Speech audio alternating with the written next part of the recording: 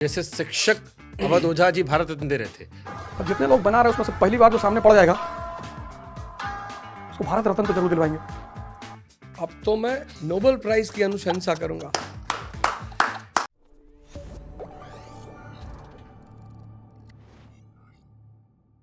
जैसे शिक्षक अवध ओझा जी भारत रत्न दे रहे थे, अब नेता ओझा जी भारत रत्न देंगे या आप विनम्र हो गए? अब तो मैं नोबेल प्राइज की अनुशंसा करूंगा। अब अगर इतना भी कद ना बढ़ा कि इनको नोबेल दिलाया जाए तो फिर राजनीति में आने से फायदा ही क्या है। तो अब इनके लिए नोबेल प्राइज की ऊंचा व्यवस्था की सोचो। जाएगी। हाँ, ऊंचा सोचना पड़ेगा और नोबेल प्राइज 140 करोड़ की आबादी में अगर 1.5 लाख दुश्मन ना हो तो फिर क्या फायदा जीने का? आदमी की औकात उसके दुश्मनों से ही पता चलती है। तो सीधे मोदी शाह से लड़ लिए। डर नहीं लगा? आपकी पार्टी तो बहुत आजकल जेल भेजा गया, बड़ा लंबा एक्सपीरियंस है कि आप सीधे सीधे वहीं लड़ लिए आप। जेल भेज देंगे तो अगला चुनाव 5 लाख वोट से जीतूंगा, इसी बात का तो इंतजार है। राजनीति में कौन जेल नहीं गया?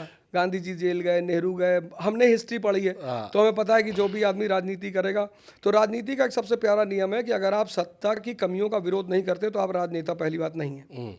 सत्ता का विरोध नहीं, सत्ता की कमियों का विरोध। ठीक बात।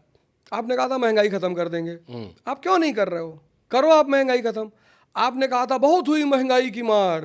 2014 में एक इनका पोस्टर आया था बहुत बड़ा सा, उस पर मोदी जी मुस्कुराते हुए खड़े थे 39 डिग्री में, 45 डिग्री में नहीं, 39 डिग्री में थे कि बहुत हुई महंगाई की मार, अब की बार मोदी सरकार। हम भी बड़े खुश हुए कि चलो यार 40 रुपया पेट्रोल मिलेगा, ससुराल जाने में आराम रहेगा। अब पोस्टर बना रहे हैं बटेंगे तो कटेंगे। अरे मोदी जी, और कह क्या रहे हैं? कह क्या रहे हैं? शीश महल। शिक्षा पे बात करो ना। तुम्हारे 20 राज्य हैं, किस राज्य में तुम्हारा बजट 25% है शिक्षा पे? मतलब आप इस देश की जनता को मूर्खी समझते हो क्या? इतनी पढ़ी, आप शिक्षा पे बात करो, आओ बहस करते हैं। आप अपनी पार्टी का लीडर बैठो, मैं आता हूँ बहस करने के लिए। शिक्षा पे बात करते हैं, अब हम स्वास्थ्य पे बात करते हैं, हम अंबेडकर एक्सेलेंस प्रोग्राम जो हमारा, उस पर बात करते हैं। जो पॉजिटिव काम है हम उस पर बात करते हैं। नहीं, बटेंगे तो काटेंगे। कौन काटेगा? ऐसे ही फायदा अंग्रेजों ने उठाया था इसी तरह के लोगों का। ये देश एक है, क्या उत्तरांचली, क्या पूर्वांचली, क्या मद्रासी, क्या बिहारी, सब भारत माँ के हैं। सहमत हूं मैं, धर्म के नाम पर नहीं होना चाहिए, बिल्कुल नहीं होना चाहिए, खराब चीज है। आप क्यों याद दिला रहे हैं? आप क्यों ये बात कह रहे हैं? आप बजट के बारे में बात करिए।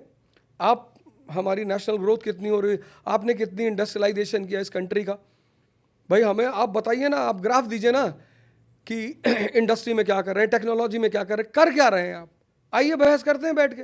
नहीं, एक है तो सेफ है। किससे? अस्पताल में जाते हो तब तो नहीं देखते हो कि किसका खून मिल रहा है। कोई अस्पताल में पेशेंट मुझे नहीं मिला जो मुझसे कह दे कि भैया मुझे तो बस शुद्ध हिंदू का खून चाहिए, मैं मर जाऊंगा लेकिन शुद्ध हिंदू का चाहिए। वहाँ तुम जाति नहीं देखते, वहाँ तुम धर्म नहीं देखते, राजनीति में क्यों देख रहे हो?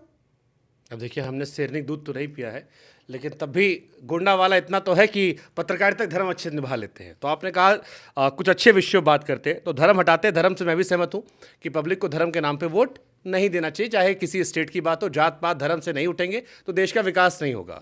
दुनिया के सारे देशों में कहते हैं।